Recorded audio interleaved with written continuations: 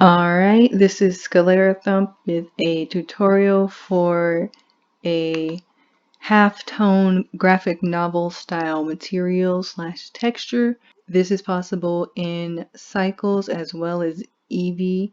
I picked up this texture from Default Cube on their latest tutorial and figured it was fun to exercise a little bit and experiment with some nodes and cycles to see how we could get a similar look. So I'm going to go ahead and add a UV sphere, switch our camera over to this view, and then add a plane as well. Let me change our view one more time. Oop. We can pull up our sphere, scaler. Now here we can start setting up the node tree. It is very similar to Default Cube's original tutorial, but condensing a lot of nodes so that it's simpler to understand. There are a few drawbacks with using this in cycles, and we'll get to those in a minute. So to start off, we have a principal BSDF. We want to apply this as well to our plane, and then we're going to pull down our principal BSDF and add in our first addition, which is a mix shader.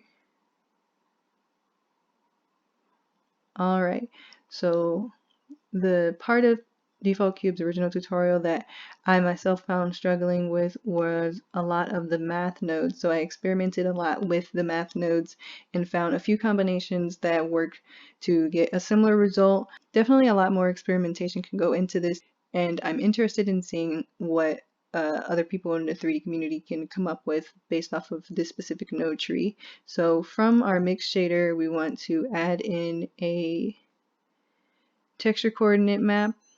We're going to clear the image sequence and then bring in our very vital voronoi texture. This specific tip was picked up in the comment section of Default Cube's original post, and I thought that was a really smart way to work around a lot of the math nodes, and from there I built specific nodes around that.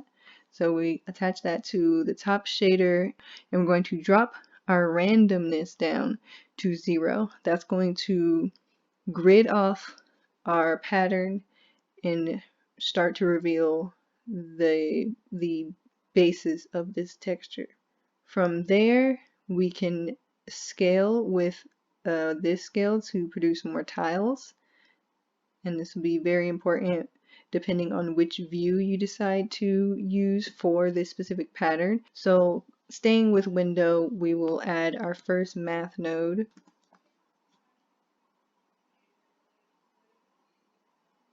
And that will be logarithm. And from logarithm, we can make this value 20. And from there, you will already be able to see this pattern and how it will work across our scene. We can go ahead and change some factors with our lighting to get a better idea of how this actually works.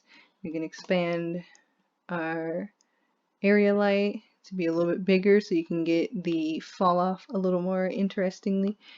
And one thing I did notice with this specific setup is that when you zoom in, you'll start to see that the tiles don't display the circles in a very contrasting way. So there is a lot of fall off from the black to the white, and it kind of reveals this gray square, especially when you're looking at it from far away. The main workaround that I've noticed is to use smooth F1 in the voronoi texture dropdown.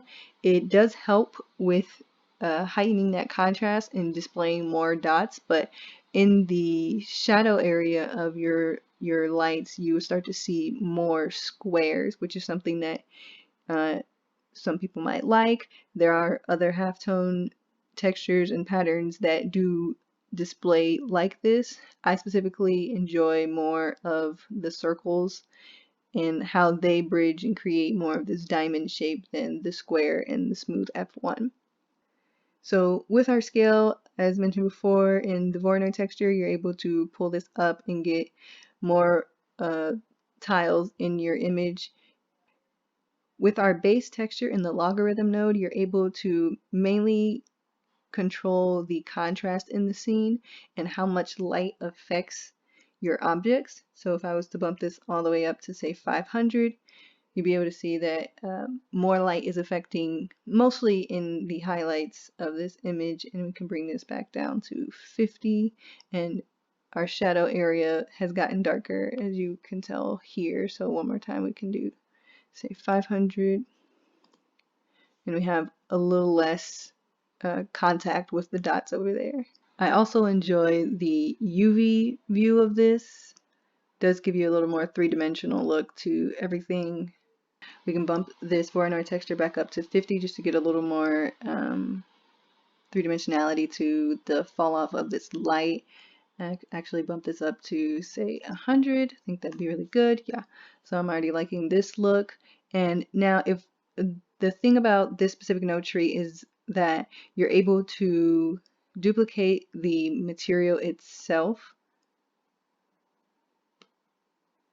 and then you can start playing with colors. So I can go ahead and change the color of this, and I can even change the scale of the dots for this specific item. And that's very interesting and cool for me to be able to just customize every object in the scene that way. And even with light, your objects in the scene are responsive to them. So I can go in here and I can change the colors. It will behave as such. So definitely an interesting texture, and it's really cool to see DefaultCube share their knowledge and how they got to the results there, and the process has really helped with me figuring out a few things with it being specifically in cycles. And I also really like that you can play around with the textures of this specific of all the items, honestly, and just getting more interesting looks with the dots and everything. So interested to see everyone else's renders and their responses, and feel free to subscribe, and I'll catch you in the next video.